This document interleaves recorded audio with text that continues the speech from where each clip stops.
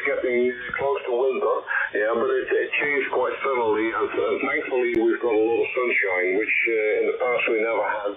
Yeah, when I lived in the Netherlands many, many years ago, yeah, everything was always grey and cloudy and rainy, and I've been abroad for about 30 years, and I came back when I retired a couple of years ago, and now it seems to be all nice weather. Yeah, we can almost start growing palm trees, I guess. But I think that's the global warming that is a bit of the essence behind all this. So it's not a good sign, but it's for the moment and for the time being, it's quite pleasurable. So yeah, we're happy with the climate here. Yeah, you were talking about these plugs, the antenna plug, the T plug or whatever it was. I've read an article once that PL259 plugs, yeah, the normal ones are perfectly okay. I use them in every application I have, and I'm building another amplifier right now, and I have plenty of them there. But the T pieces and the angle pieces are actually very, very cheaply manufactured. They're not brass inserts that actually connect to each other. There's just two brass knobs, yeah, and then there is a little metal spring in the center of it to make contact. And that's a lot of times that goes wrong.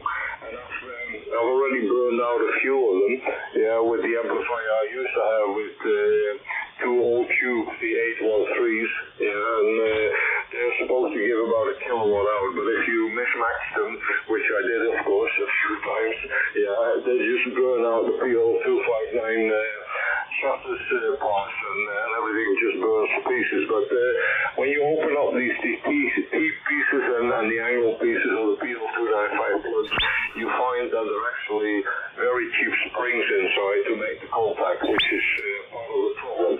Going back to you, Andy, PA0DXR for W7VJ. PA0DXR W7VJ. That's very, very interesting. And good information that seems to add further confirmation that the problem all along was this T connector. And it was so frustrating, Rob, because I just I had one of the phasing lines, the 75 ohm coax line, had been cut because in one of our windstorms here, the connection to the rotor had loosened up, and so the antenna started freewheeling and cut the coax. So I was almost convinced that was the problem. And even though we had spliced it together, that didn't seem to solve the problem. And so I got new coax, but the top antenna is very, very difficult to. I can't just attach coax to it, because the balun is so far down the boom. So the only way to bring it down is to replace that coax. The one was to just bring down the whole antenna, which I was ready to do next year, but it's just not an easy process. So I guess in short, it's just very interesting to see that could be the problem. And fine on the WX, we've had a lot of that here also. I think there's a fair amount of similarity between our weather and yours, believe it or not, Rob, although it doesn't really snow here that much, but we get a lot of rain. And within the last week or so, the weather changed dramatically, and now it's, about 11 degrees C, and it's not raining, but it's overcast. It makes things very, very unpleasant. So at least I can play a little bit of radio. I'm still working, and actually I decided to take a break from work this morning. Things are a little bit slow, and I wanted to test this antenna in anticipation of the CQ Worldwide contest. So it seems to be holding steady, and again, I'm very, very pleased to get the information you just shared about that T connector. Yeah, I think, we get these T connectors or just any kind of connectors, PL259s, whatever, and many of these are made in China, and you just begin wondering about the quality of some of these things. And so lesson learned for me, Rob. PA0DXR W7VJ. Yeah, Andrew, no problem at all. I understand. And actually, I started off with a hobby when I used old Army equipment about, 40 years ago or something like that, or probably even more than that. And they all had silver-plated connectors, PO259 silver-plated and all kinds of stuff. And they never had a problem. But since most of this stuff comes from China nowadays, yeah, it shouldn't cost anything, and it should be cheap, and it should be gold-plated and whatever it is. But it's just crap, to be honest. I still go to all the radio markets in the Netherlands. There are about 6 or 7 big ones every year. And I've got a friend of mine, and we both together, yeah, we just go. We never need anything, apart from when you're building something in a project or whatever, you're looking for a roller and that. Yeah, but for the rest, we never need anything. We always come back with a truckload full of stuff, yeah, because it's always handy to have. And those are the kind of things that I really love. Yeah, you dismantle an old piece of equipment that nobody wants, yeah, and it only costs you about 10 quid. Yeah, and you go for $500 worth of plugs, connectors, and medium frequency transformers and whatever you have, you know, it's all in there. All the big switches, yeah, that's really, I think, the nice part of the hobby, because I like to build myself a lot of stuff. So, yeah, that's it.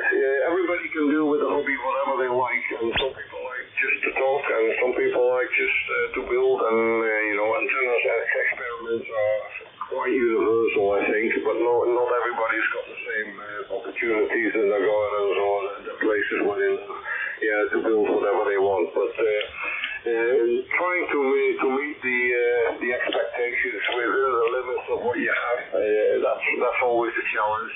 And you always learn on the go. So every time you build something, you find out it's not as easy, and it's always sort of slightly different than from the textbooks, whether it be built or manuals or the AWL manuals. It's all nice and dandy, but it's always slightly different, and you have to tune and retune and do some things. Hey, it was really nice talking to you, and I appreciate you still on this 5 and 9 at the moment. It's still really strong, and I don't know how that works, because it's already dark for 2 hours over here in the Netherlands, and normally the man is going to close down. So I don't want to keep you too much longer, and want you to have your test with your antenna, for your what is it? The contest, the global contest again. To make sure that everything is right as you want it to be. And maybe you can talk to a few other stations and they give you some advice if they have. Hey, thanks very much, Andrew, and appreciate the call, and hope to work you again sometime. Papa Alpha Zero Delta X-Ray Radio, and for the final to Whiskey 7 Victor Juliet. Okay, wonderful, Rob. PA0DXRW7VJ, and the signal's holding up exceptionally well. Very stable. This is it's not entirely surprising to me.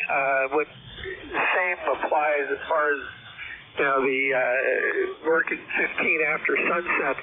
For us in the Japanese stations, especially during the contests, and when conditions have been absolutely exceptional, we can continue working into Asia a good 2 to 3 hours after sunset here on 15. And so it just seems to be holding true. In the last few days, the conditions have just been phenomenal. I won't keep you, and I need to get back. Well, I'm going to have lunch here shortly, and then I've got to go back to work. But I am thrilled to be able to see that the antenna is still working, and we'll look forward to another contact with you again, Rob. And again, very much appreciate your comments about the equipment, the T and the angle connectors specifically, as again it confirms my suspicion of what the problem may have been all along, but at least I learned something from it. 73, and thank you, Rob. Have a wonderful week there. PA0DXRW7VJ. Good night. Yeah, good day to you, Anu. And if you have to work, you have to work. So I'm on board with that, but not everybody's got that luxury, but I have. Anyway, I wish you all the best and good DX and a good contest when it gets to it, and wish you best 73 from the Netherlands. And PA0DX obviously with W7 Juliet. Bye-bye, Andrew. 73, thanks again, Rob. Whiskey 7 Victor Juliet from Oscar November 7 Oscar Foxtrot Andrew, over. Good evening, Oscar November 7 Oscar Foxtrot W7VJ. Hello, I think this is Kurt. Yeah, good evening, Andrew. I heard the conversation with the Dutch man, and I intentionally just opened my YouTube streaming, so you can test your audio yourself by tuning into the live stream. You will have to go to YouTube and type in my call sign, and then you can listen to your own voice using the live stream. It's going to help you to evaluate your own signal and your own audio. Andrew, the name here is Kurt, it's correct, and pleased to meet you for the first time there from Washington State. Whiskey 7 Victor Juliet, Oscar November 7 Oscar Foxtrot, over. Okay, Kurt, I think we doubled at the very beginning. What were you saying about the live? Oh, there's your... Okay, let me see if I can hear the live stream. I'm looking at QRZ.com. Just a second here. Yeah, the QRZ.com page is not up to date, so you just better go to YouTube and type in my call sign. You will get from there to the live stream. I haven't updated it yet, but yeah, you can go from there. I just make the live stream for you because I heard you that you were asking about your audio quality report, and I'm very pleased to help you out by turning on the live stream today. Back to you there, Andrew. Whiskey 7 Victor Juliet ON7 OFF. Boy, that is absolutely amazing. Thank you so much, Kurt. Just 3 people are watching, so you must be watching. Now let me, I have to get my headphones off here. Just QRX one moment, please. Take your time.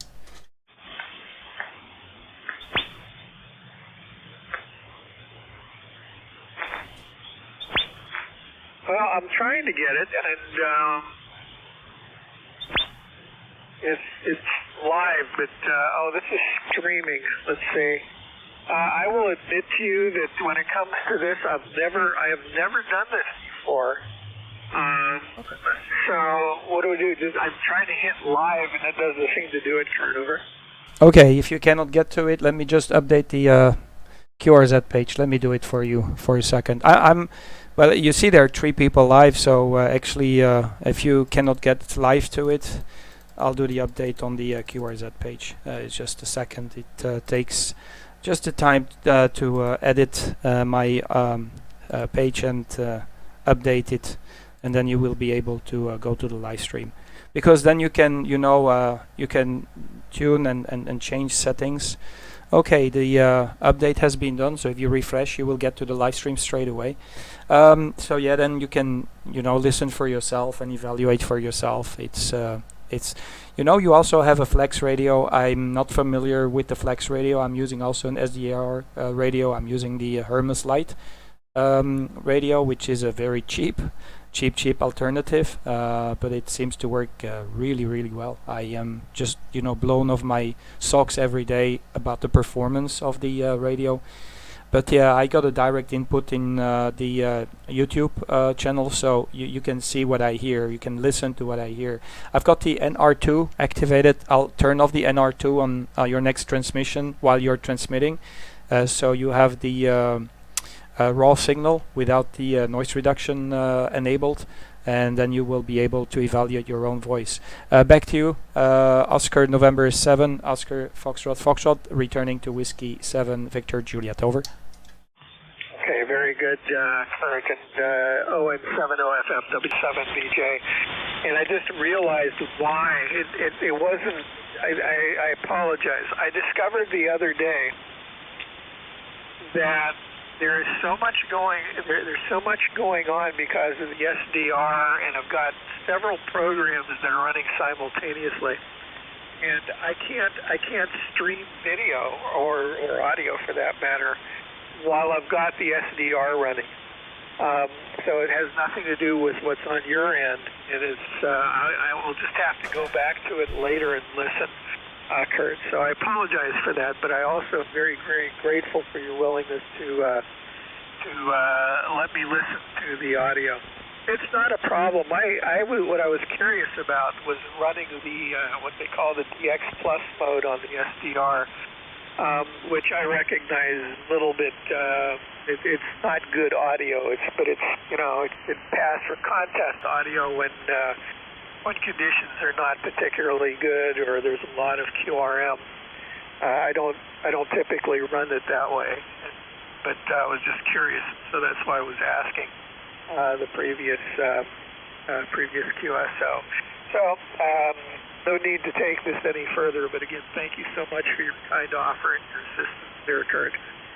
So let's see, you must be in northern Belgium, I'm guessing, and it's been a long time since I've been in Belgium, but enjoy the country very much. We used to have friends in Mons,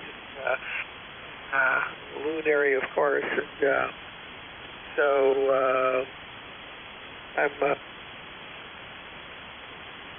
I hope I'm still familiar with Belgium to some extent. Yeah, you see, I just tried to bring something else, another program up, and the whole thing just froze. So actually, I just messed something up. I better stop here. I hope you can still copy, and then I better QRT and fix this. ON7OFF W7VJ. Yeah, QSL W7VJ, ON7OFF returning.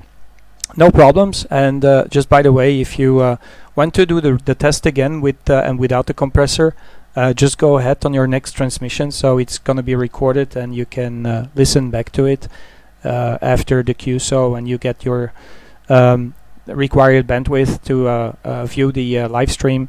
I guess you're using the network, and maybe it's clogging up the network when you are using the Flex radio. I'm not sure. Here on my end, I'm using the Hermes Lite 2. I'm not sure if you're familiar with that one. It's a very cheap QRP device that has the same capabilities as the Flex radio, but it is very cheap. I bought it for $370. And I bought a new one today, so I have the delivery scheduled for Thailand because my wife is from Thailand. I'm going to operate from Thailand as well. I've got my call sign and everything is arranged, so that's going to be an interesting thing. But yeah, just go ahead on your next transmission. Just tell what you're doing if you enabled it, and then you just talk a little while, say 1, 2, 3, 4, whatever. And if you want to do some other tests, go ahead. That's why I'm having this live stream here. I'm trying to help people sometimes when they want to do some, audio gear testing and stuff like that. But yeah, you're sounding great. I have you 5 and 9 all the way here without a problem. You're coming in very loud, very, very loud. No problems at all. So the stacked antennas are working fine. I'm running a about 250, 300 watts. The Hermes Lite is giving me 5 watt. I'm bringing up the power with a micro PA50 amplifier. And also a HF linear amplifier by RMA Italy, which is the HLA 300V+. This one here is the HP version, and it's capable of doing about 300 watts, and the 2-element cubicle quad, just to give you a rundown on my toys of joy. Back to there, Andrew. Oscar November 7, Oscar Foxtrot returning to Victor 7, Whiskey 7, Victor Juliet. Over. Okay, very good. Thank you. And this is terrible. It clogs what I've done in trying to open up. I tried to open up Google Earth because I wanted to see where specifically you were, and it just closed up the SDR software. So if you could be patient with me for just a moment, I'm going to have to reboot the SDR software and then the other program. So QRX1, and if for any reason I don't come back, it's only because the issue has been far more problematic than I thought. But I'd love to run a quick test with you if possible. So please QRX, and again, if I don't come back, it's only because something else has happened here. I'll need about 30 seconds or so, okay? Okay, yeah, I'm standing by. I'll stand by. Hi Phil, I'm on 21.265 right now, so that's the current frequency we're on. But Andrew, he was asking about his audio. He was talking to another guy, and I said I'm gonna turn on the live stream so he can do some testing with his gear. But welcome to the live stream, by the way. So let's see if he comes back.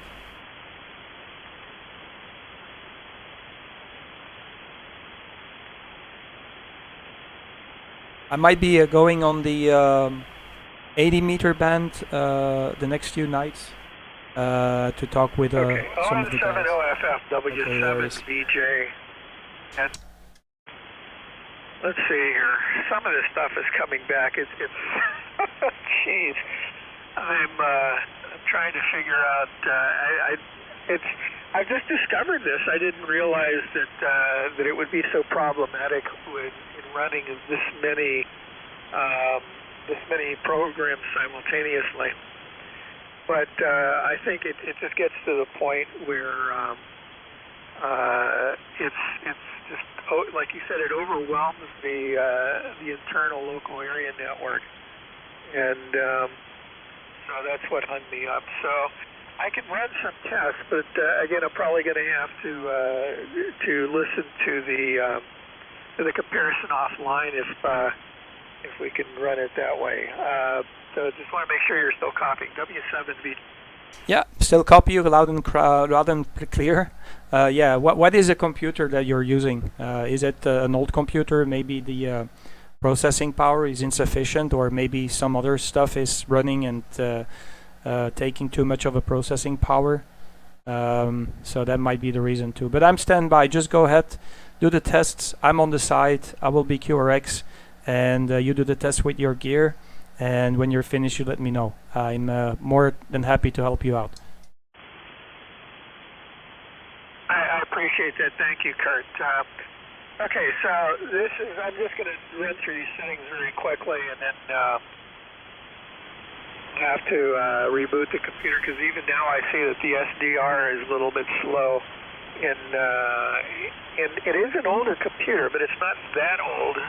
It's just, I think that I'm going to have to reboot everything to clear out some of the memory and the current immediate memory here. Okay, so this is we'll just start it this way. This is DX processing with 54 relative scale on the mic gain. This is now the DX Plus with 54 on the mic gain. DX Plus 54 mic gain. This is now DX Plus with 60. DX Plus with 60.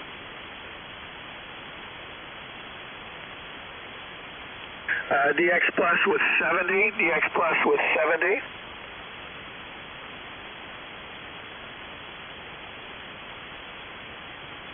Okay, now this is just DX with 70, DX 70, DX 60, DX with 60 on the mic gain. And now back to the original DX setting with 50 on the mic gain. So that should be good enough. This gives me a relative indication, Robert, and I'm very grateful for that. Thank you. ON7 OFF W7VJ. Yeah, on 7 off, ON7 OFF returning to Whiskey 7 Victor Juliet. Yeah, no problem. Yeah, I personally think that Robert A was right. You should just not overdrive it more than 50, and even there, I'm not familiar with the Flex radio though. The Hermes is using the Thetis software, and I have no knowledge of the the Flex radio software, but the Thetis software is a very good SDR application. It has an entire audio chain built in, so there is like a equalizer at the front end, where you actually have the microphone that hooks up to the computer, and then it's going to process all the audio in the chain. And there is an equalizer. From the equalizer, it goes to a leveler. From a leveler, it goes to a compressor. From compressor, it goes to a equalizer compressor, and then a post-equalizer compressor. You have ESSB. There's so many things built in this particular device that you have to wrap your head around it. It takes some time to get used to the software. But the fact that it's all software controlled makes it pretty interesting, because you can just fire up a TeamViewer and let somebody else be the judge and let them be in control of your equalizer settings and the stuff like that. So that makes it pretty neat, because if you have an equalizer that is a hardware equalizer in your audio chain, you need to physically move the buttons, but here you can eventually have somebody else doing it for you because it's all software controlled. I'm not sure if it's the same case with the Flex Radio. I have no idea.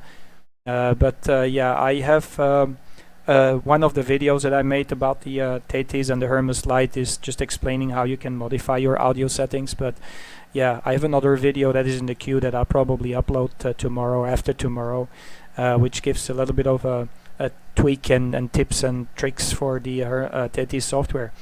But yeah, anyway, it sounds great. I heard the conversation with the T connector.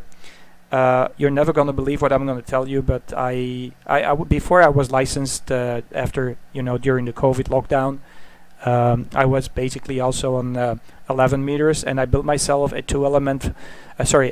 stacked four element, so a 4/4. Back in Thailand, it's a Moxon kind of a style of antenna, and I had a T connector just doing the connection for both antennas. I had the feeding coax cable, and one side of the T was going to the upper antenna, one side was going to the lower antenna, and I had exactly the same problem that you had. So the problem, I was able to identify and locate the problem pretty easily. So apparently the connector was faulty, and basically what I did, I just soldered everything together, because I was not capable of going to a shop. I was pretty remote, and I just soldered everything together, and I put the outer the insulation of the coax cable. I just used some foil of aluminium foil. It was not perfect, but it worked after that. So it seems that it's a general issue with these T connectors. So you have to be very very careful which of these T connectors you buy, because there's a lot of faulty ones. Back to you there, Andrew.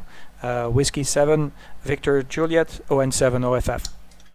ON7 OFF, W7VJ. That's wonderful, Kurt. And thank you for your story. That's quite amazing. I'm very frustrated with myself, because I've been a ham for many years, but unfortunately, I was not blessed with a technical orientation. So I love to operate, and I really enjoy contesting, but I am not into the technical aspect of it. And I have been fortunate to have friends who can help me, but at the same time, it never occurred to me that it could be something like a connector. It just didn't. I have another stack. I have other stacks, and they've been operating flawlessly for well over 20 years. But why this one? And it failed during the CQ Worldwide CW contest. This is several years ago, and because the antennas are positioned, maybe you heard this conversation, but it wouldn't be easy just to replace the coax. And I kept thinking, okay, it's the coax. Never even occurred to me that it could be something as simple as a T connector. And tried all sorts of things, what I should have done now in retrospect, and I guess I've learned is to apply an engineering approach and start lessening the possible causes of an issue to begin to isolate where the problem is. And shame on me for not having done so. Anyway, this has been very instructive, and I'm very grateful again to you, Kurt, for the audio. I'll check it out. I'm going to reboot my computer here, as I said, when we're done. And hopefully that'll clear out. There's a little bit of lag now in the SDR that I'm looking at. the SDR panorama, so it's a little bit like there's a little bit of a delay. But that is amazing, by the way. Using I never thought about using something like AnyDesk to do a remote setting of the audio. Somebody can hear the difference that it makes actually on the air. There's a way to do it with the Flex so you can hear it yourself. But I found the settings to be relatively good. I was just curious. Anyway, all right, and I need to get back to work soon anyway, so I better go. Kurt, it's been a real pleasure. Congratulations on your English. I mean, maybe it goes without saying, but I really do appreciate that since I don't speak Flemish, and so I'm very grateful for that, and also certainly for your technical insight. Best wishes to you. Safe travels to Thailand, and maybe we'll work you from over there, which is a little bit easier than working into Europe for us here in the Pacific Northwest in the U.S. So good evening from the state of Washington, and I'll look forward to another contact with you, and then I'm going to go QRT. ON7OFF W7VJ, over. W7VJ ON7OFF returning, and yeah, thank you very much also for the information. I tell you, Andrew, I'm not very technical as well, but I try to to think in a logical way, and I'm gonna short things when something is going wrong. But I'm not very technical. Don't ask me to read a schematic or stuff like that. I'm not capable of doing so because I've never done any in electronics. But I know some basic stuff, and it helps me a lot. And I've been in radio. I've been been busy with radio operating since I was a kid. So I've always been interested in in this kind of world for a long time. I'm not the kind of a guy you will meet on a contest. So I like to have longer, extensive conversations. I try to have these valuable conversations sometimes with people that can bring me some knowledge. Yeah, anyway, Andrew, thank you so much. It's been a great pleasure to meet you. I hope that the recording is going to help you to get a better understanding and idea about your audio. And I'm very pleased to make your acquaintance for the first time. So you have a fantastic day. Get back to the job, because otherwise you get fired. And I'll be happy to hear you in the future again. Great contact with you there. Whiskey 7 Victor Juliet in West Coast, North America, Washington. This is Oscar November 7, Oscar Fox. God bless you and stay safe. Over. Again, thank you so much, Kurt. I appreciate it. And no, I'm very fortunate. My boss is me, so I work when I want to. So I'm not concerned about that. And again, this has been an exceptionally valuable conversation, and I'm very, very grateful to you for your time and the information, Kurt. So very 73, and I'll give a listen, and I do hope that we'll run into each other again. So again, thank you, and good night, Kurt. ON7OFF, W7VJ, and now I'm QRT. Good night. Good night, 73, Andrew. ON7OFF, clear. Bye-bye. Oscar 97, Oscar Fox, copy, Golf, Zero, Hotel, Uniform, Zanzibar, Maritime Mobile, I want to pick up that Maritime Mobile. Go ahead, Maritime Mobile. If you don't mind telling me your position, I will try to point my antenna towards you. Go ahead, Maritime Mobile, over. Yeah, Oscar 97, Oscar Fox, this is Golf, Zero, Hotel, Uniform, Zanzibar, Maritime Mobile. I am 500 miles west of the Azores. 500 miles west of the Azores. Okay, let me turn the beam towards you. Tony, I'm turning the beam towards you as we speak, to the Azores. Nice to hear you for the first time. Golf 0, is Hotel Uniform Zulu / Maritime Mobile. Yeah, the name here, by the way, is Kurt, Kilo Uniform Romeo Tango. And yeah, I think normally, logically, the signal should have improved, because if you're west of the Azores, you must be between, North America and Africa. Go ahead, Tony. You get me at with a better signal now with the antenna pointed towards you. Over. Yeah, you're 10 over 9. You were 5 and 9 before, but now you're 10 over 9. 10 dB difference, Kurt. That's well, good on you. Yeah, fine business. Well, I'm running here 7 watts QRP, only 7 on its own QRP, 7 watts. from a KX3. My antenna is a helical mobile whip with a centre loading coil, stands at about 2.5 meters, and that's bolted onto the railing of the ship here, and we're heading towards the Azores. We're hoping to destinate in a day and a half's time. We've been fighting storms all the way across the Atlantic. We should have been into Newfoundland today, but we had to abort and then turn across the Atlantic. So we've been 3 days getting here. Anyway, let's see how you copy. ON7 Oscar Fox, this is G0HUZ, Mike, over. Yeah, QSL Golf 0 Hotel Uniform Zulu / Mike from Oscar November 7 Oscar Foxtrot returning. Yeah, the call sign is French fries at the end, so it's double F. Okay, so it's like an on-off switch.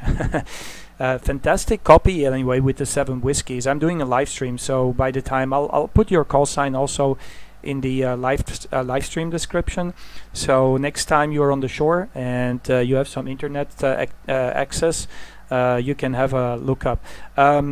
Just for out of curiosity, what is the ship about? Is this a pleasure ship or is this a cargo ship? Back to you, Mr. Tony, over. Yeah, it's a small cruise liner called the Spirit of Discovery. The Spirit of Discovery. If you click on search on Google Spirit of Discovery, you'll see the ship. I'm on deck 10 at the aft. On that, if you look at the rear of the ship, if you get a picture of the rear of the ship, it's got a staggered staircase all the way down to deck 6. We're on deck 10, and both my wife and I are licensed. My wife is sitting in the sunshine here. We've got brilliant sunshine. Sun goes down in the west. We're heading to east of the aft of the ship towards the sunset. And my antenna is up on deck 12, which is 2 decks above me.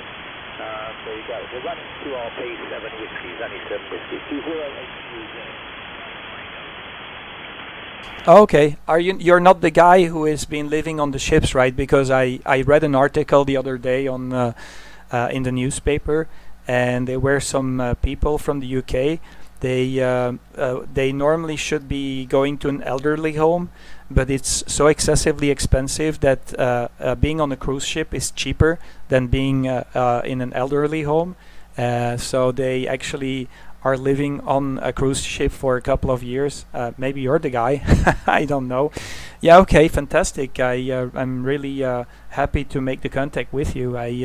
If you have eventually maybe the locator, maybe I can even pinpoint the antenna a little bit better. That would be fantastic. But fantastic. I just one more time. I want to know what antenna you're using. Is it like a piece of wire, or what's going on with the antenna? Or did they allow you to put an antenna up in the ship? Did they make any issue about it? Go ahead, over.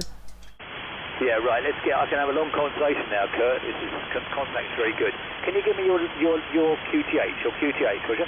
Yeah, my QTH is about 15 miles, because you're from the UK, 15 miles southeast of Brussels. I'm in the location of Overijse. It's Oscar Victor Echo Romeo India Juliet Sierra Echo. So Overijse is about 20 kilometers or 15 miles southeast of Brussels. Roger? Yeah, Roger. Oh, thank you very much. I keep a paper log, Kurt. I'm not technical as far as computers go, so we keep a paper log on the ship. It doesn't need batteries, but it does require writing. Yeah, fine. The antenna here is a helical whip. It's a straightforward, like the old CB antennas with a helical base. And then I've got a loading coil, which I change. I've got 4 or 5 loading coils, which gives me the different bands. On top of that, there is a telescopic whip, and I then finally bring the aerial to resonance by sliding the telescopic whip in and out. When we first get on the ship, we resonate all the antennas. We resonate all the telescopic whips, so we roughly know where the point of resonance is.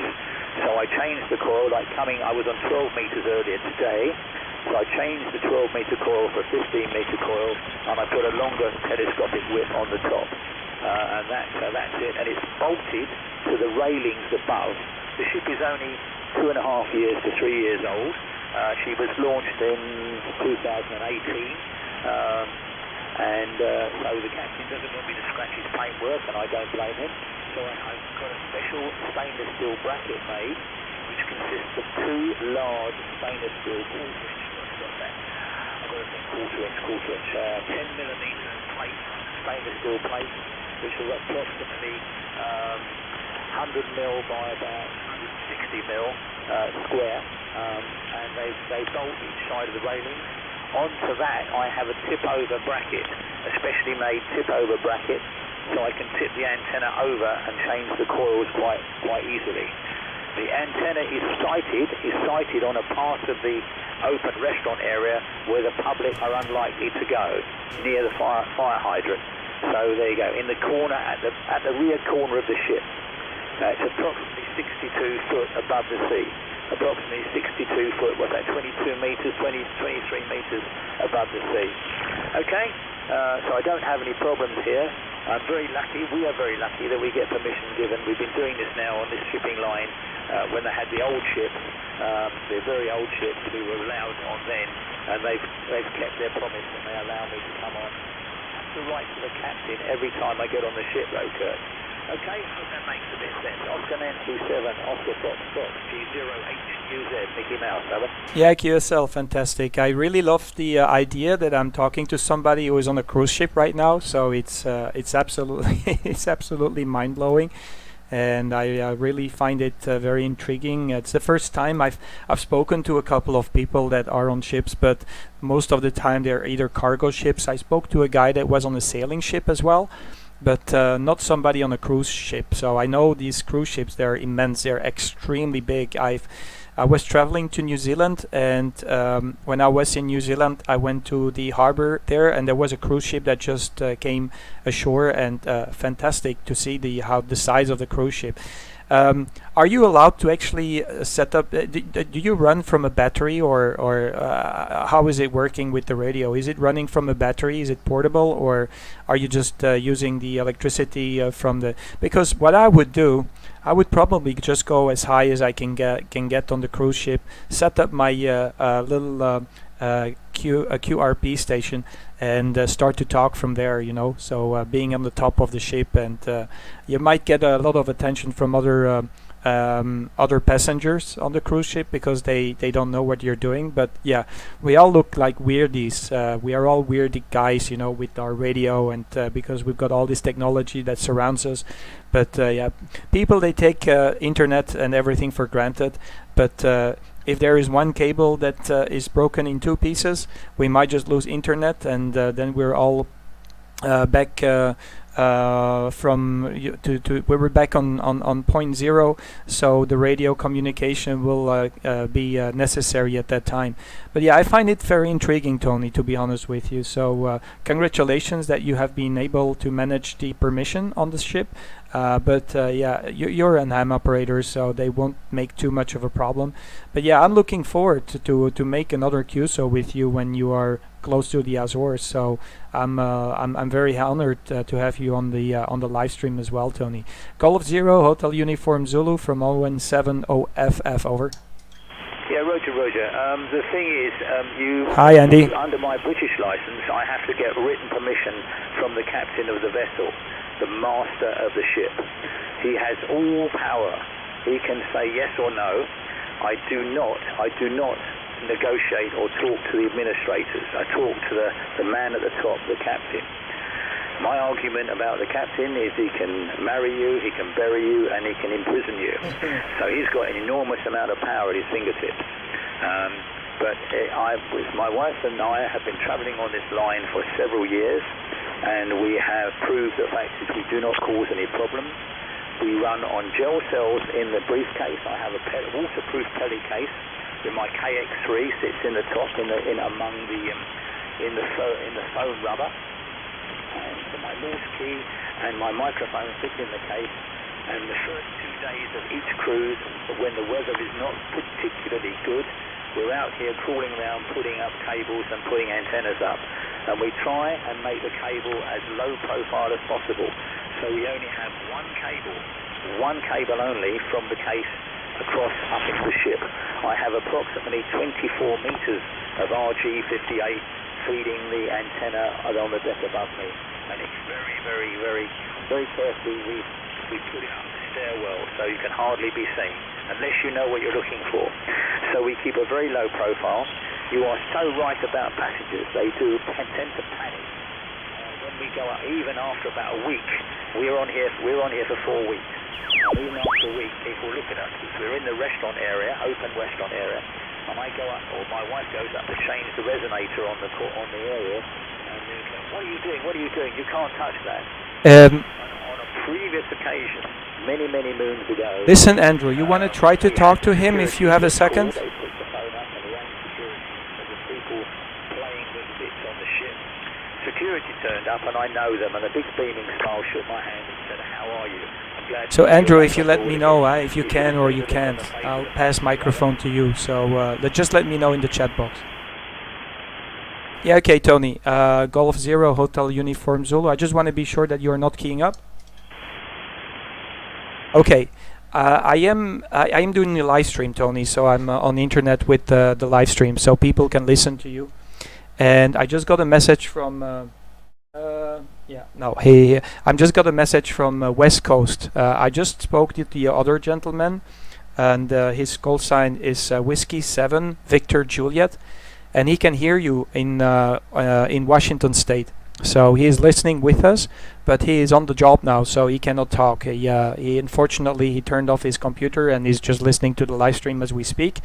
But your signal is getting into the West Coast of the United States. Unfortunately, he cannot talk. If he would have given you a call, but unfortunately he is right now busy with the job. So Tony, congratulations. I can confirm that they hear you up to the west coast of the United States. Roger? Yeah, Roger. Thank you very much indeed, Kurt. Yeah, I've had some fantastic contact for, say, 73 and best wishes to that station. I've had some fantastic contacts while we've been out here for 28 days. We've sailed the coast of the US and Canada. We left the UK 73, Andrew. September, and we get back on the 24th of October. We crossed the Atlantic in one storm, and then we've come back in two storms. So we've had some rough rides, but we had a great time while we're on the coast of the USA. We've called into many US ports and many Canadian ports, and we're both avid cyclists as well, so we get our bikes off and we go for a jolly good ride. We rode 42 miles in New York City, Roger. Okay, QSL. Yeah, did you hear about the couple that I was listening or I was reading an article? There's a couple in I think it was in the UK or Australia. I'm not sure. Maybe it's an Australian couple, and they applied for a spot in a retirement home, so in a retirement house or retirement home, and it was so excessively expensive. And before they were going to go to the home, they were going to do a cruise. And finally, they figured out that the service that you get on a cruise is much better. They take care of your cabin, so they take care. There's so many activities going on the cruise, so they decided to actually ditch the idea of going in an elderly home and to actually apply for cruises for the next 2 or 3 years. So they are actually permanently on a cruise for 2 or 3 years, and then they will re-evaluate things and eventually maybe extend their stay on the cruise ship. So there you are. So maybe I give you an idea, Tony. I'm not sure what is your age, but if you're on the retirement age, maybe that's the thing you should do there, Tony. Golf 0 Hotel Uniform Zulu, Oscar November 7, Oscar Fox, over. Fox 0 HQZ Mickey Mouse. Yeah, well, we're in the big 70s. So we're nearer, we say we're near 80 than 70. We're both very active. We do an hour and a half in the gym every morning. Really hard work on the gym. Burn up 500 calories.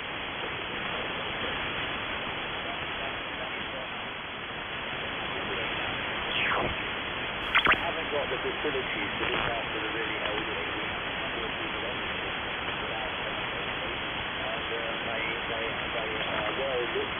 Looked after here, but it is not a nursing home. It is not a nursing home. You know, they will look after the best they can, but and they have medical facilities here, but yeah, I think I can understand. His zone is fading out. We're not inclined to do that. We do cruise rather a lot. We are way beyond the lifestyle. sunset, so propagation might just die out.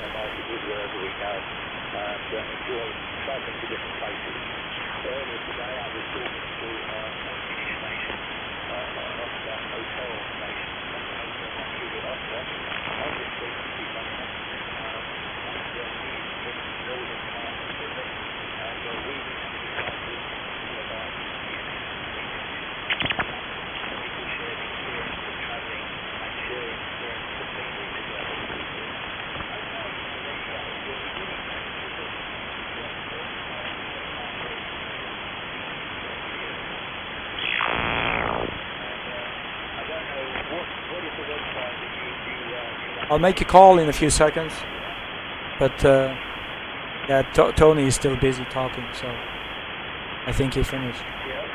Not yet.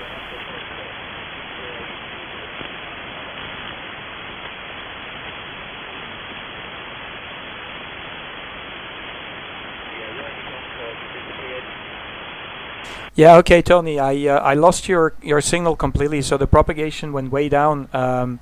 I think you still copy me well because I'm using much more power, but I just wanted to let you know that I had only like 10-15% of your last transmission. The propagation is changing and I'm losing you completely. Tony, I wish you a very good day to you. Enjoy the trip there on the cruise boat, and I'm looking forward for the next QSO. So I have you down the log, and I'm really looking forward to make another QSO when you are close to the Azores Island. 73's Golf 0 Hotel Uniform Zulu. This is Oscar November 7 Oscar Foxtrot 73's, and thanks for the wonderful QSO. Over.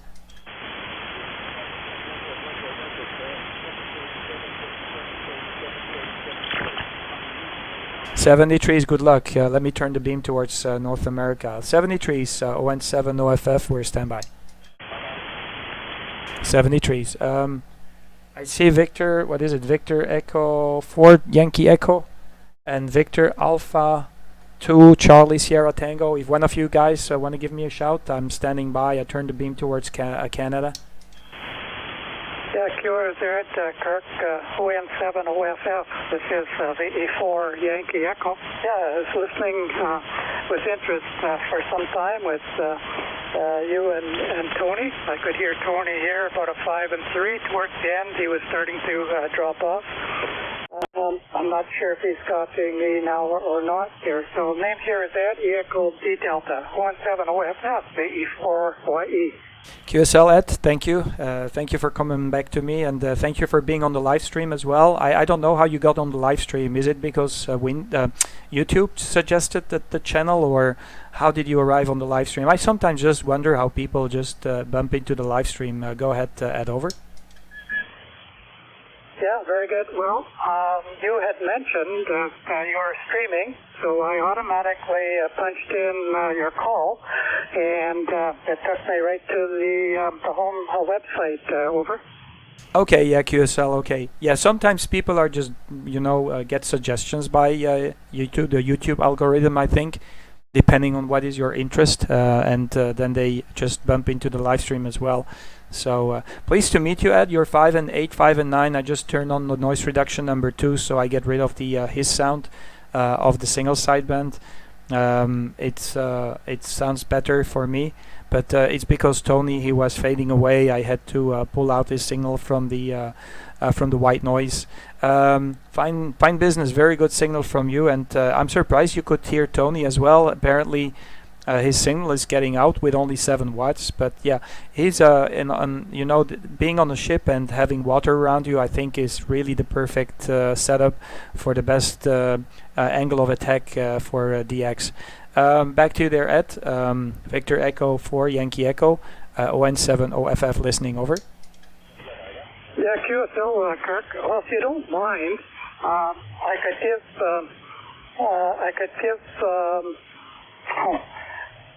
I forgot his name now.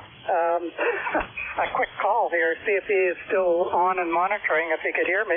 Yeah, go ahead, be my guest. His call sign is Golf 0 Hotel Uniform Zulu. Mobile, a Marine Mobile. Do you copy the E4 Yankee Echo? Over.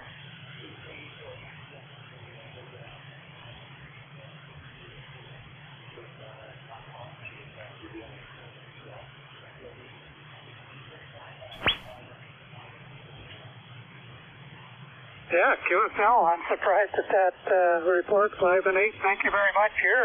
You're just tickling the one here, S1 right now. You were up to about an S3 earlier, and nice to make contact. I don't want to hog the frequency. It's not mine. I'll turn it back to Kirk, but very interesting that we're able to hear you and you're hearing me there. And God, I forgot the name. I didn't write it down. Over.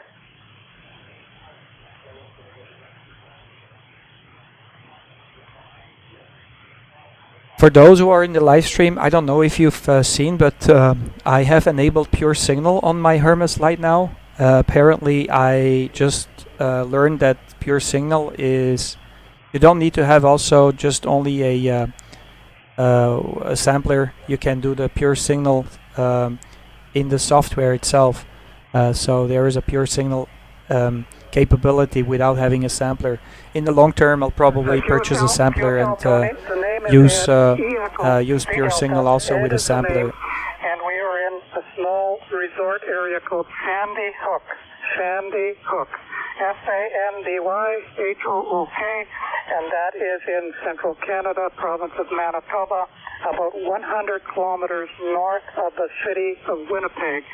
And we are right on the shoreline of Lake Winnipeg. It's a fairly large inland lake. Runs about 400 kilometers long, about 70 kilometers wide, and I'm right on the shoreline. And my takeoff is right across the water towards you, Tony. Golf Zero, HUGZ, Marine Mobile, VE4YE.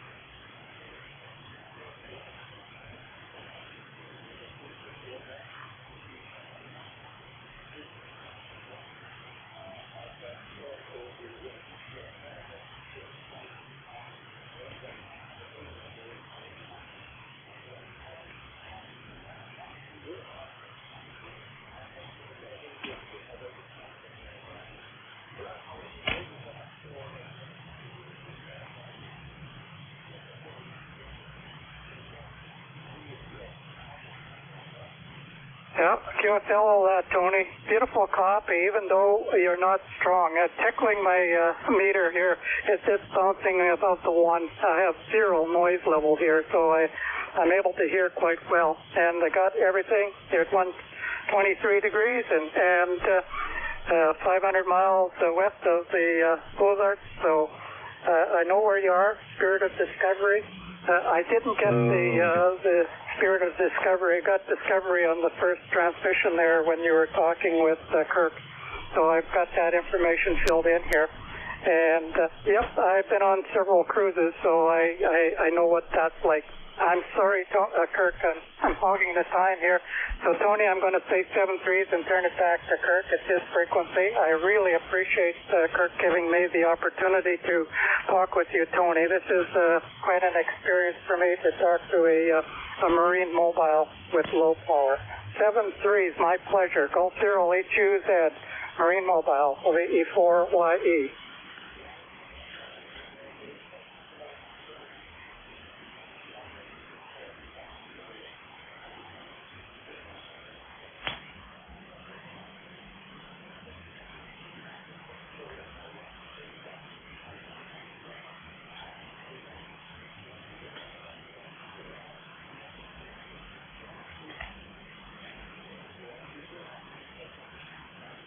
Yeah, 7 threes, Tony. Thank you. And Kirk, I really appreciate the time. They're 0-7 OFF of E4YE. No, I'm really happy that you make the contact with him, because it's always I'm happy that you did it, and you could have a longer conversation, no problem. I have plenty of time. I've been busy for a couple of months in a row for my job, and I'm just taking a little bit of a retreat, just backing off a little bit with the work and enjoying the radio, doing something that I like to do is operating the radio. But yeah, it's great that you had the QSO with Tony. I can barely hear him, so his signal just went straight down. And currently I'm also pointing the antenna towards you instead of towards him. But fantastic that you made the contact. I'm happy for you. And it's the first time for me as well to have somebody on a cruise ship that is active from there with some very low power. Apparently you don't need much power from this kind of a setup because you're surrounded by seawater, which is the best possible ground for sky waves on the HF band. Back to you there, Ed. Victor Echo 4, Yankee Echo from ON7 OFF, over. Yeah, QSL, Kirk. Yeah, that's quite the experience to be living on a cruise ship full time. I don't know if I could handle that or not. I got to tell you a little story here.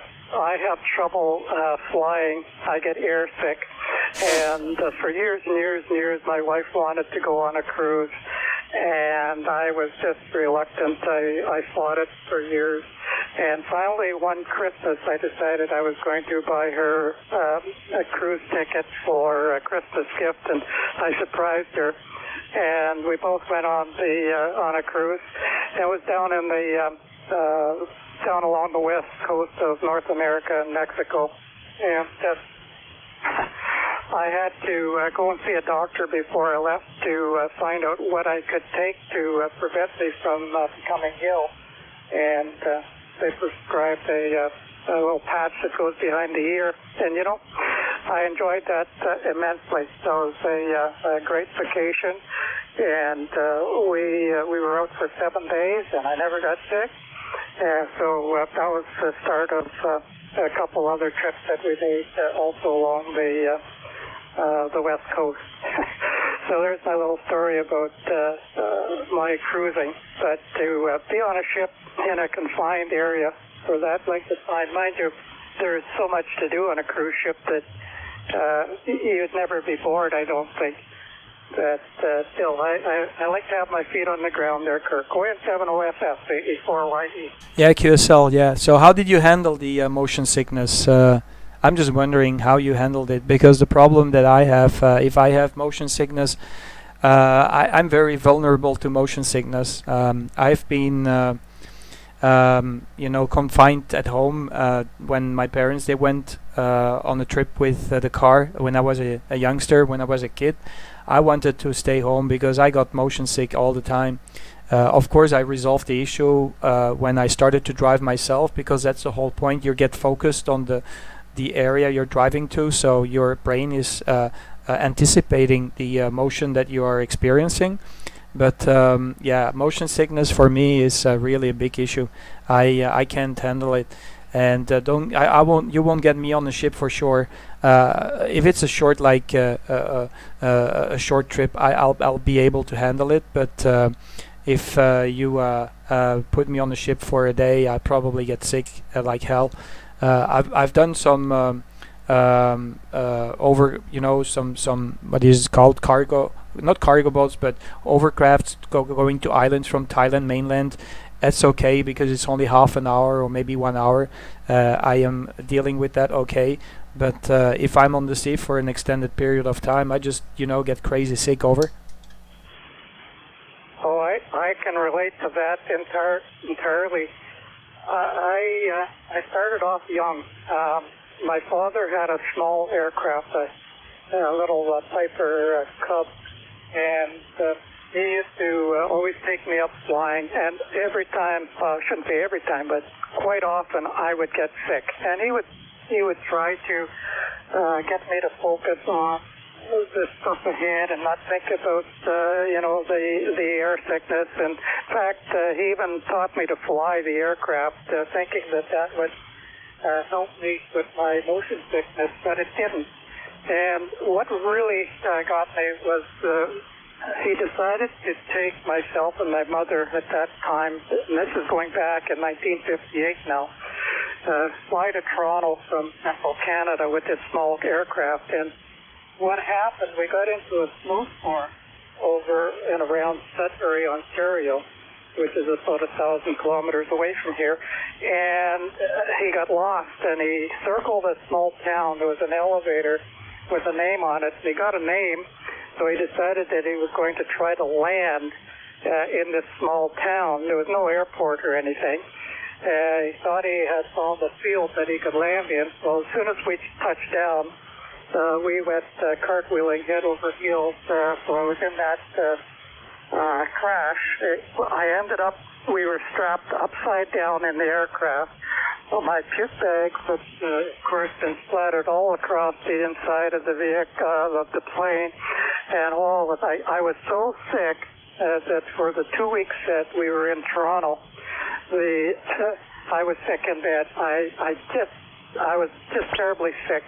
And ever since then, I just could not fly, and I could not be on a boat, but just driving in a car or going in a small little runabout, a little, 18-foot boat on a calm lake didn't bother me. And then about 1980, I had a job that required me to fly into all of the remote areas here in Manitoba. And I thought, how am I going to do this? I just, I don't know how I'm going to do it. So the doctor prescribed a product called Crowell. It's a simple product. It's over the counter. And I took that. I still got sick, but not as bad. But that 1 year, just by traveling just about every day in an aircraft, I kind of got my mind around it that, hey, I got to get over this. I'm still not comfortable with flying, but I don't get sick. But I'll tell you, if I fly any distance, when I hit the ground, boy, I'm happy. I almost want to get down and kiss the ground there, Kirk. But I've never really gotten over the motion sickness. Over. Yeah, okay. I'm not sure if you're still following on the live stream. And I also noticed that I turned off my CFC compression by, showing something to other people. So I think the audio must have improved now. Yeah, if you look at the camera, this here is a horse thing. They sell it in Thailand over the counter. And this is what I take when I get into motion sickness. But boy, when you eat one of these pills, you sleep like you're dead. So it makes you tired, and you start to sleep. You feel very sleepy. So the problem is that if you eat something like this is my experience. I get sleepy and I start to sleep. So I'll probably wake up by the time I arrive. So yeah. Anyway, yeah, it's a hell of an issue for me as well. Motion sickness is something that I cannot handle. I just am a man of the land, I guess. So I don't like to be in these roller coaster stuff, and I get terribly sick. So for me, it's a no-go. Yeah. Okay. Anyway, if you just spell the name of that medicine that they sell over the counter, I just want to investigate if they sell it over here as well. If you have the name, I would like to have it, and I'm gonna check it out. Over. Yeah. Okay. I was just going to see if I could type it in and get the correct spelling, but it's. Just bear with me a minute, and yes, I'm still monitoring the live stream. Just hang on, okay? I'll see if I can get the correct spelling. Yeah, okay. If you don't find it, you can write it in a live stream later on. It's okay. I'm just making note of it. But for me, I got this horse thing. I think this stuff is really I call it horse medicine because. In Thailand, when they sell stuff even over the counter, it's excessively strong, so I get very sleepy from it. So it's like seducing me, but what am I doing? Seducting me, right? So that's what they call it. So yeah. Anyway, fantastic. Yeah, don't worry, it's not a big deal, but you can do it later when you cannot find the right spelling. But I was about to check if they sell this here in Europe as well. Okay, I won't hold it too long. I'll make one more caller and then I'm going to call it a day. I'm going to stop the radio. I'll just let the live stream roll on a couple of more, maybe 10 or 15 minutes for people who want to do some testing with their gear. But I'm very pleased to make your acquaintance there, Ed. It's been a great conversation and I'm happy that you made the contact also with Tony. So I'll pass you 73s. And thank you so much for coming along and also being on the live stream. Victor Echo 4, Yankee Echo, Oscar November 7, Oscar Foxtrot, Foxtrot, over. QSL, Kirk. The product is called Gravel. It's Golf Radio Alpha Victor Oscar Lima. That is the product that I use and was prescribed to me. Actually, it comes with a patch that you can put on your body, particularly behind the ear, and you can leave it on for, I think, up to 3 days or something if you're traveling. So that's what I use now, and it gets me by, but it hasn't totally, got me over the motion sickness, and I don't think I ever will. And I'm 77 years old now, so chances of me getting over it are slim to none from now on too, Tony. Kirk, pardon me. So 7-3, it's been my pleasure. I really enjoyed the conversation, and have a good one. Hopefully we'll run across you again. ON7OFF, the E4YE. Yeah, QSL, yeah, indeed, I see it's sold out there in Canada, but I don't see it sold here in Europe, so maybe it's only a product, or maybe it's marketed under another brand name over here. I have no idea. I'm just going to check what is the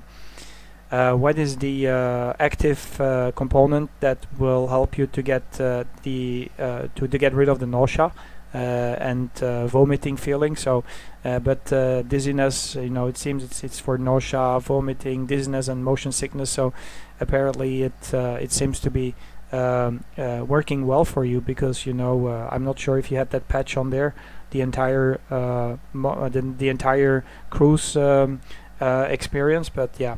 Okay, I'll wish you 73. It's been a pleasure to make the acquaintance, and I have you down the log, so I'll figure out next time that we had the QSO before. Victor Echo 4, Yankee Echo. This is Oscar November 7, Oscar Foxtrot, Foxtrot. Have a nice day, and thanks for going and joining the live stream.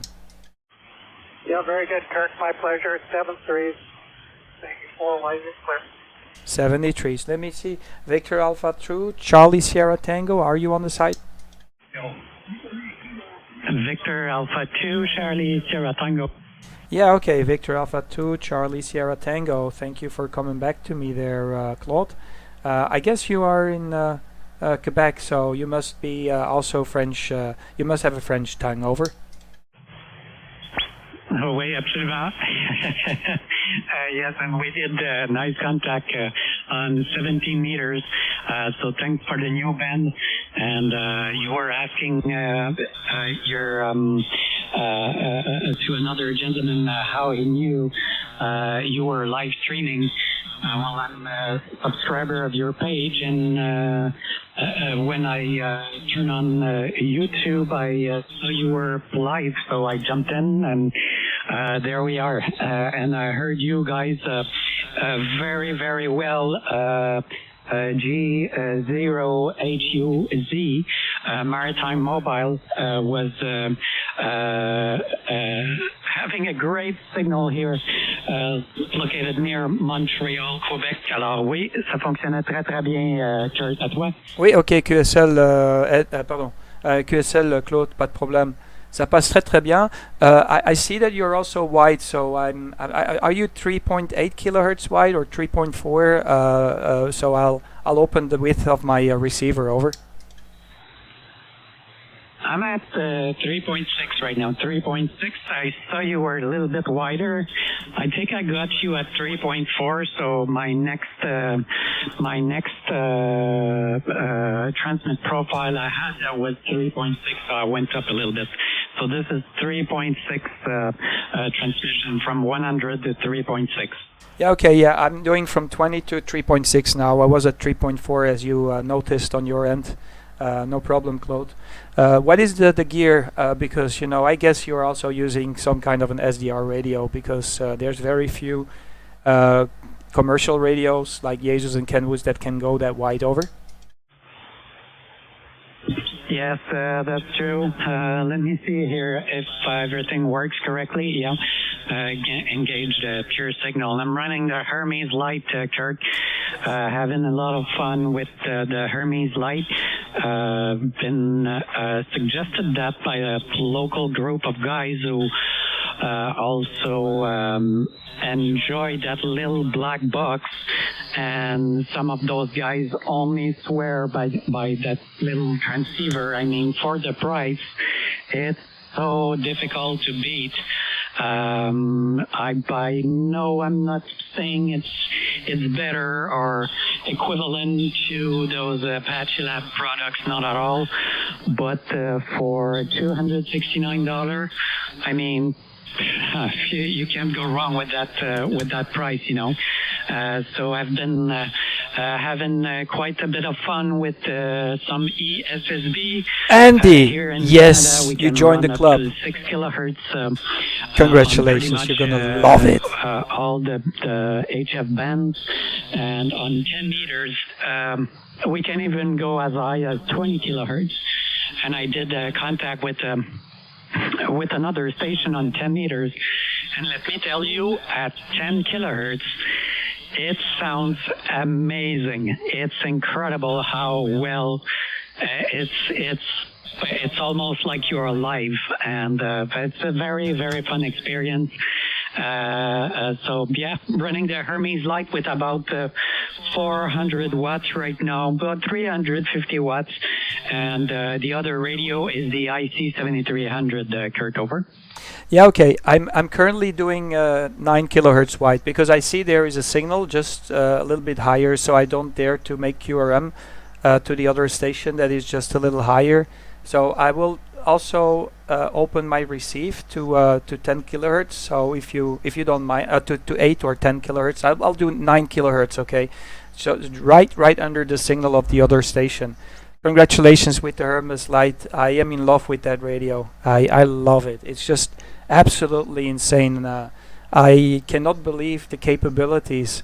I think the manufacturers of Yaesu Kenwood, you know what I notice, Claude? I personally think that like 2-3 years ago, everybody was jumping on the 7300. And I have the impression that there is a momentum building up on the Hermes Lite, and this momentum that you had with the 7300 is now focusing or shifting to the Hermes Lite radio. Fantastic radio. So I want to listen how you sound with 9 kilohertz wide. Over.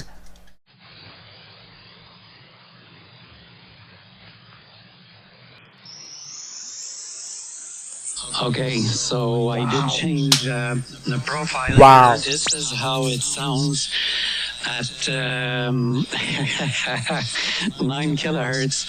I suspect it's going to be quite a difference. I don't know if you hear the full bandwidth. On my end, it made a huge difference. And I don't know with what you're listening, but I'm listening with good quality headphones, Audio Technica ATH 50X. I'd say that they are almost audiophile grade headphones, as many recording studios have those headphones. And even with 3 kilohertz wide bandwidth, having a good pair of headphones or a good pair of speakers for doing ham radio is a very, very nice. It's a very nice addition. So you tell me how it sounded. It must sound pretty different. I'm pretty sure. Kurt, over. Yeah, it sounds absolutely insanely good. Of course, there is no doubt about it. I don't know if you. I will make a recording and play it back. I don't know if you can do the recording from my voice. You push on the record button and then you click on the play button when you finish your recording. I just want to listen how I sound on 9 kilohertz. It's the first time I'm doing 9 kilohertz. I've never done 9 kilohertz with the Hermes Lite here. So I've done only maximum 5. But wow, You're gonna love the recording on YouTube, believe me. How long have you had the Hermes Lite now? I got it since I think like 3 months, 2 months. I had some trouble to make it work, and I tried to be an ambassador for this radio. I bought a second one for my operation in Thailand, so because it's so cheap, it's like 332 euros for a radio. Who could have imagined that it would be so cheap? So yeah, just let me know if you can play back my audio. I just want to know how it sounds. I never actually tune my audio or equalize my audio for the 9K or 10K bandwidth. Back to you, Claude. Victor Alpha 2, Charlie Sierra Tango. This is Oscar November 7, Oscar Foxtrot Foxtrot, over. Yes, I did record you. I'm not sure how it's going to sound, though.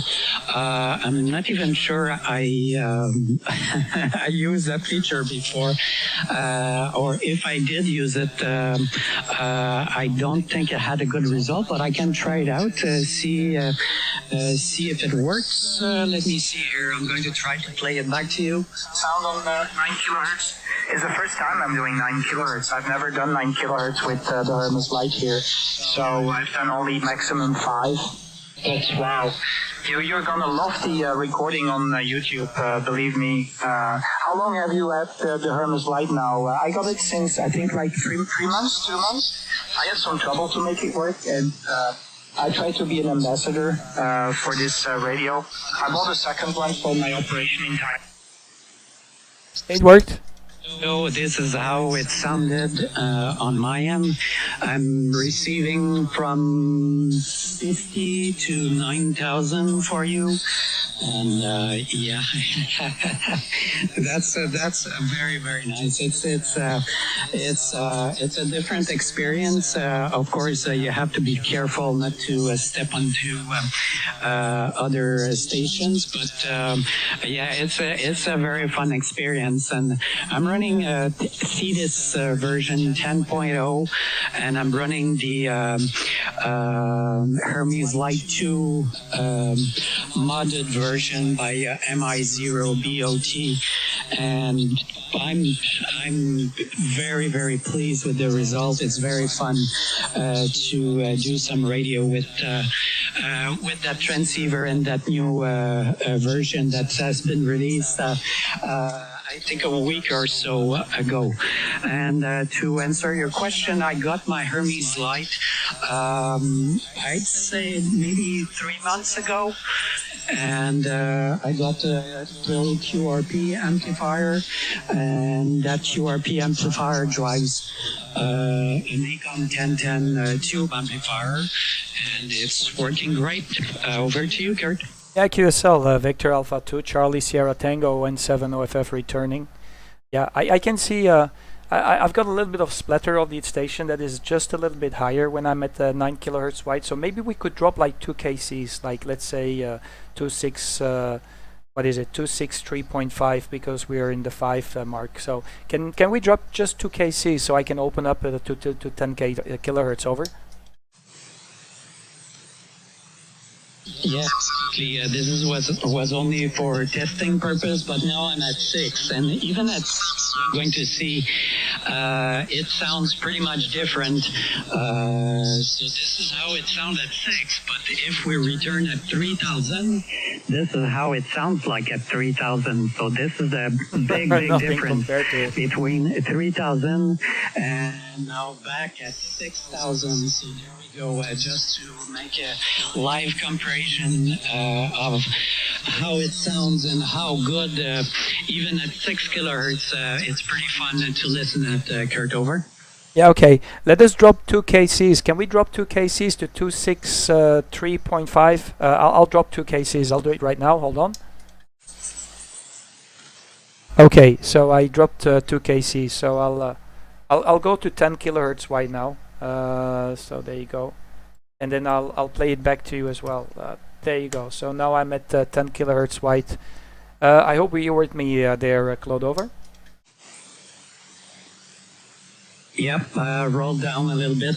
So this is 10 kilohertz, and just to do a small quick test, let me set up something here just for fun. I'm going to adjust some things here, and you tell me if it does any changes. Let me see here. So, hold on, I'm going to make some other quick mods here, and you tell me if it sounds a little bit different, or if it enhances the audio or whatnot, if it's too much. Let me see here. So how's that sounding now? I did turn on a little bit of processing on PDIS software. And because before I was running flat the microphone directly into the Hermes Lite, and now I have a tiny bit of processing. So you tell me if it did change anything. I bet it sounds pretty good. Yeah, it sounds great, man. It sounds absolutely great. I'm really thrilled to have this conversation and to actually experience this for once in my life, a 10 kilohertz conversation. So it's great. It sounds really great. Claude, I have I have an idea that it popped up in my mind the other day, and the idea goes as follows. I went to get these guys that are into ESSB and audio files on board, and I will give them access to my computer with remote software like TeamViewer or whatever, so any kind of remote connection to my computer here. And I'm going to ask them to optimize my audio to their hearing, to their own taste. And I want to have a couple of guys of these on board, and I will ask them to just eventually just tune my radio or my audio settings from the TETIS software. I will start for every single guy from the same starting point or the same profile. Then each time when one of them, like 3 or 4 of them, have finished the configuration, I'm gonna save the profile, and I'll step to the next guy who wants to do and optimize my audio. And then after they have all gone through the steps and they have all had their chance to actually optimize the audio, so basically I'll be on 80 meters, where there is these guys are mostly operating on 80 meters, and I'll just ask them, just go ahead. One guy gets 1 hour, the other guy gets 1 hour, the third guy gets 1 hour. And by the time they are all finished, we will join together, and then I will just make regular conversations, QSOs on the 80 meter bands while they are tuning my audio, and then we'll come together, and then we will see who wins the game. So it's like a audio contest for the TETIS software. I benefit from it, and they have some fun because they're really into these kind of games, like trying to optimize their audio settings to the maximum. But you're sounding absolutely insanely well. Maybe you should. I can share my audio settings of my profile in the future. You can drop me an email, but I better wait until I get these guys on board and they try to optimize my audio settings. So yeah, it's interesting because the entire system can be configured remotely. It's all in the software. It's actually remarkable, isn't it? I don't understand why you should still.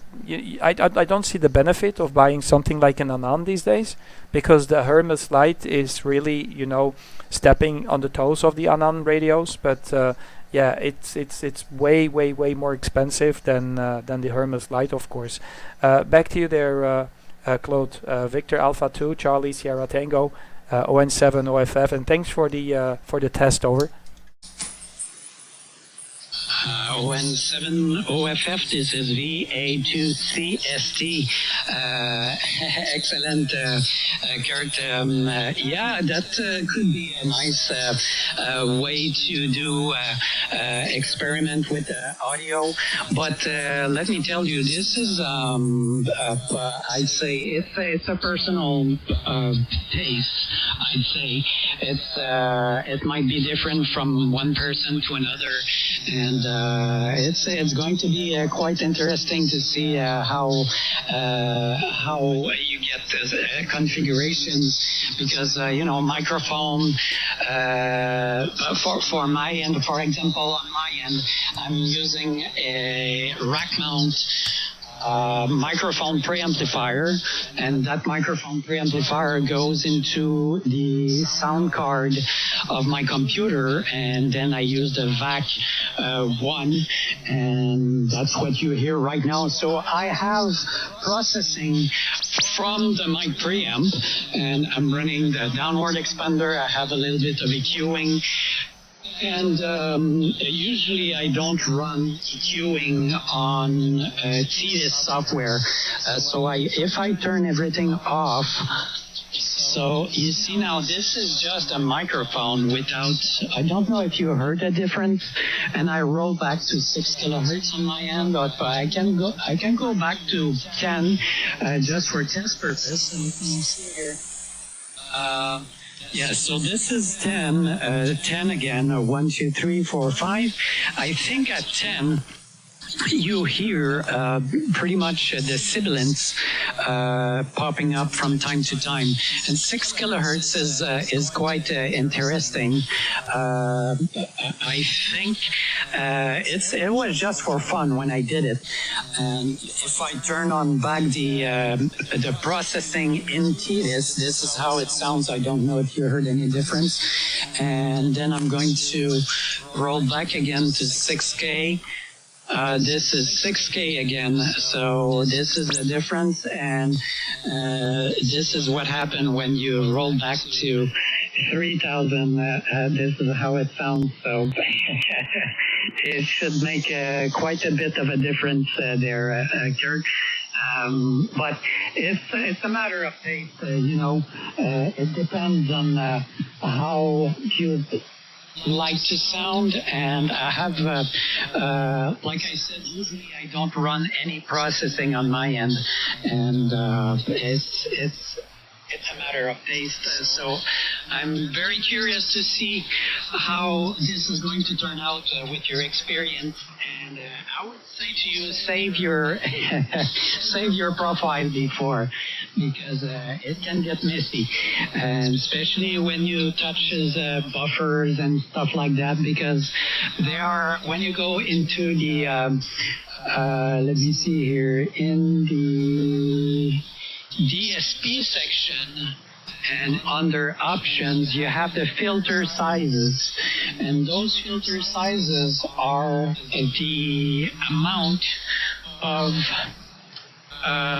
the slope that the filter is going to be cut. The higher the number on the TX, the sharper the bandwidth is going to cut. So if you have a low number, you're going to have a larger extension, which can result in spilling a little bit over and under your transmitted bandwidth. With the pure signal, it would help to shape that.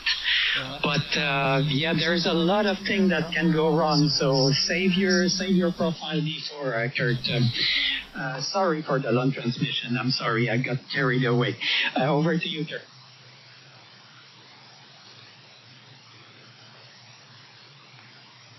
Okay. I'm not sure if I should key up. Yeah, I've got my TX filter for a single sideband at 2048. I don't know what is your settings. I just wander over. Mine is got that 4096. It's a little bit sharper, and when you transmit and you zoom in, if you change those values as you transmit, you're going to see at the extremities on the far right and the far left side, you're going to see it widening. So mine is at 4096, and it's a little bit wider on the RX. The RX is 1024. Yeah, okay. Can you change it to 248 when you are busy talking in TX mode? I would love this to see and listen how it sounds when you switch from in TX mode from 4096 to 248 over. Yes, the signal has dropped quite a bit. I don't know if you still hear me enough for that. I'm not sure you're going to hear anything. Maybe you're going to see a difference, but since the signal are not really strong, I think the band is dipping now. So I just switched to 2048. Now this is 2048, and I'm at 6 kilohertz wide. And now I'm going to go back. It's going to take a second or two. I'm going to go higher at 8182, 8190. So this is 8192, and I can see on my end on the transmitted, it's the bandwidth, the transmitted bandwidth on the scope and on the waterfall is almost razor sharp. Nothing still over, and it has a very, very sharp band pass filter. So the higher the number, the sharper the band pass is going to be, Kurt. Yeah, okay, let me do mine. I am okay. Let me just okay. Now I'm at 2048. Okay, I'm at 2048. 1, 2, 3, 4, 5. I'll switch to 4096 in a second. So 3, 2, 1. And now I am at 4096. 1, 2, 3, 4, 5. 1, 2, 3, 4, 5. I'll go to 8192 in a second. So 3, 2, 1. And I clicked here. Okay, so you heard the interruption. So now I'm at 8192. 1, 2, 3, 4, 5. And I'll go to 16384. I'm not sure if this is gonna work. 1, 2, 3. Okay. Okay, it takes a while when I go to 16384. So I don't know if there is a huge difference. I'll go back. I had my settings at 248, so I'll put it back to 4096. So this is 4096 again. What is the best settings in your own opinion? Over. I think for you it would probably be D96. When you went up at 16384, your computer doesn't have any resources. Your audio is choppy, and it requires a lot of horsepower to run such settings. So yeah, and the other thing you should set them up. Well, this is my case. You should set type to linear phase, and the filter window had set mine at DH4, both for RX and TX. But you must know that I run a very old computer. It's a Core i3 fourth generation, so it's like a 8 or 9 year old computer, and it's pretty slow. So I run my TV software with moderate settings here.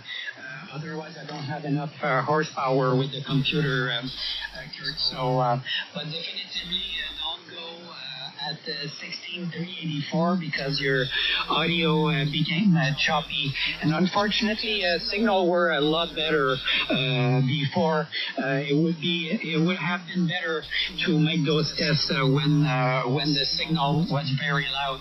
You would have seen and probably heard the difference with those filter settings, Kurt. Over. Yeah, okay, yeah. I noticed when I go and do the Foxtrot mic filter size settings that it sounds much better at a lower number. So I was thinking, like, if in SSB the number is lower, it's gonna sound better, because I had this experience when I was listening to a receiver here, and I had my TX filter size settings at 1024 in Foxtrot mic. It just sounded much better, and when I increased this size to 248, it sounded worse. So I'm not sure. Maybe it's different on Foxtrot mic. Yeah, I got it at 4096. I'll leave it at 4096. I had it at 2048 actually, but I'll leave it at 4096. Yeah, I'll save the profile and see if this is better for me. But yeah, very interesting, because I never played around with these settings before. Over. Yeah, and you should be careful. And by the way, I was talking about the filter size, not the buffer size. The buffer size for me is 64. 64 both on receive and transmit, but that requires a powerful computer if you play with those parameters. So SSD buffer size is 64 both RX and TX, and I have my filter size on receive at 1024, so I want to have a little bit more extension on each of the end, and my transmit buffer size, filter size is 4096 because I wanted to have a clean signal going out. You know, you don't want to have audio spilling out below and over your transmitted bandwidth. And the sharper your filter is, the cleaner signal you're going to have. And I'm running pure signal right now. I have a RF sampler at the output of the amplifier, and so this helps a lot for the pre-distortion algorithm gets online to get a very clean signal, and you shouldn't see me spilling over or below on your waterfall. You should see a very clean signal. So this is a very neat thing going on for a $400 radio with the case and the filter board. It's tough to beat. Yeah, okay. Which sampler are you using at the moment? Because there's a couple of them over. Right now, it's a sampler I did build myself. It's I have a wave nod. It's called a wave nod power meter. So it has a separate RF power sampler in that combo. So you have the meter, and there is a sampler, but that sampler is only for RF power and standing wave ratio. So what I did is only took a SMA connector. I drilled a small hole in the case, and inside that metal case of the sampler, I installed a tiny antenna, just a little piece of wire, and it samples the RF inside that box, and I have plenty of attenuation. I think I have like 50 dB attenuation, and this is my sampler. It's simple as that. There are a lot of ways you can do this, but on my end, this is what I use. I modified, it's not even a modification, I simply added an SMA connector with a tiny antenna to sample the RF inside the RF power sampler. So this is how I did it on my end, and the meter is called a wave nod. Wave nod, over. Yeah, okay, QSL. Thank you, Claude. It's really very interesting because every day I learn more about the radio. It's not a out-of-the-box radio, the Hermes Lite. It's not like you buy it, you sit down, and you can start to talk. You know, there is a lot of things you can configure, and it requires a lot of a little bit of a knowledge, a steep learning curve. I am just using the internal pure signal at the moment because I don't have a sampler, so I am considering of buying one, and I was looking at the Xtronic, but apparently they're out of stock, so the only go-to right now is RF Clean, I think, or Clean RF, I think it's called. So that is the only one I can see that is suitable for me. But yeah, it's a very interesting device, isn't it? Because you teach me a lot, and I have now my TX at 496. I might just maybe on the next over to put it on what is it, 8192. See if it still can do the thing, because I've got a good processing, or I've got a good computer here. This laptop here has a i7 with quite a lot of horsepower, so normally this should be okay. So I'll try on 8192, because me too, I try to get the cleanest possible signal I can transmit with this setup here.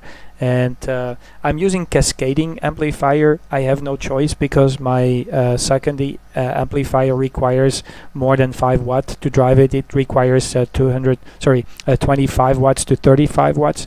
And also, if I'm using my OM Power Plus amplifier, it requires 60 watts. So that's why I've got this micro PA50 amplifier in line that brings up my power to about 25 watts. But yeah, it's very interesting to see that everything is possible with this device. It's a marvelous piece of technology. It's just absolutely insane, isn't it? I just am intrigued and shocked every single day how it performs. It just outperforms every single expectation I had from a SDR radio. Victor Alpha 2 Charlie Sierra Tango ON7 OFF, over. Oh yeah, absolutely, yeah, it took a while before I was able to figure out everything, and make it work, and the software wasn't working very nice at the begining, and multiple revisions, and I'm not sure which version of TDIS you're running, but I'm running the Hermes Lite modded version, and that version has specific settings and parameters for the Hermes Lite, and that guy did work quite a bit since past month on many revision of the software. So that did a big change, and the best version, I think, still to this day, is the Open HP SDR, the old one, version 349. That version is working the best for the Hermes Lite. It's clunky and it's not up to date anymore, but I still think to this day that Open HP SDR software version 349 might be a little bit better than the current version of TDIS, but it's getting close now. Now a lot of the pure signal stuff has been fixed, whereas the Open HP SDR software, that always worked. Never any issues. Like when you tried to run your filter size at 16384 on TDIS, your audio became choppy, and I'm pretty sure if you were running Open HP SDR, you wouldn't have any issues. But yeah, there's so much variance and so many parameters to check for that radio. That's crazy. So yeah, it's a lot of experimentation, and I figured out a nice parameter that seems to work okay for me. That seems to sound good for me, and everything works on my old computer, so I stayed like that, and I'm having fun with those settings at the moment. I'm going to send you an email because I just want to send you a picture of what your waterfall looks like.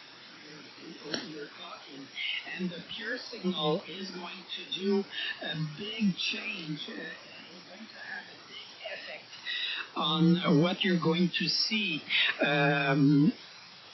So I'm going to send you the email, and you can review the picture, Kurt. On 7 Oct, this is CST. Yeah, QSL Victor Alpha 2 Charlie Sierra Tango This is ON7OFF.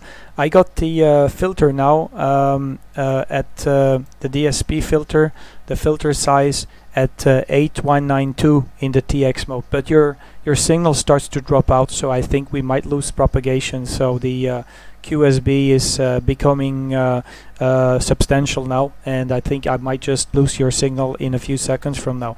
Before I lose you completely, just comment on the 8192 transmission filter size right now in TX mode.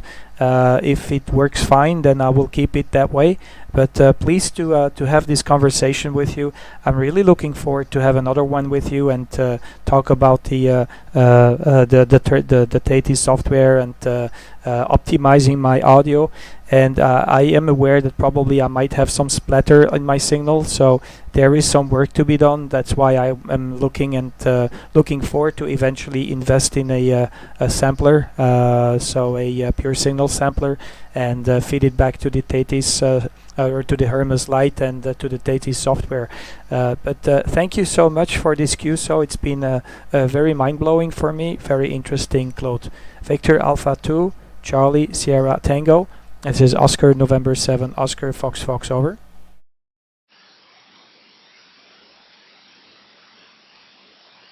Okay, Kurt, I heard you, but the signal is fading quite a bit. So, yeah, absolutely, this is going to be a nice addition to your Hermes Lite, Kurt, and it is going to do a fantastic job. And I just captured another screen capture when you went at 8192, and it's a little bit less prominent, going a little bit less below.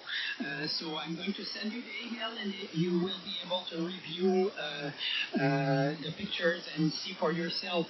So the higher the buffer size filter, the sharper the filter is going to be. So thank you so much. It was very fun making those experimentation with you, Kurt. And also thank you for the new band, and very happy to bump into you again. So enjoy DXing and enjoy your Hermes Lite, Kurt, and have fun. 7-3. Yeah, QSL, you're fading out, so I think the skip is gone for today. 73 has been a big pleasure. I'm looking forward for the email, Claude. Enjoy the DX, and pleased to have the conversation with you today. Thank you extremely well. So thank you so much for this conversation. Victor Alpha 2, Charlie Sierra Tango. This is Oscar November 7, Oscar Foxtrot Foxtrot. I'll wave on the camera. You take care, and pleased to have the acquaintance made. Looking forward for the next Q. So bye bye, 73s. 7-3, Kurt, bye-bye. Victor Alpha 2, Charlie Sierra Tango here, bye-bye. 73s. Guys, I'm gonna just let the live stream roll on a little bit, but I'm gonna go clear ON7 OFF QRT and clearing the frequency.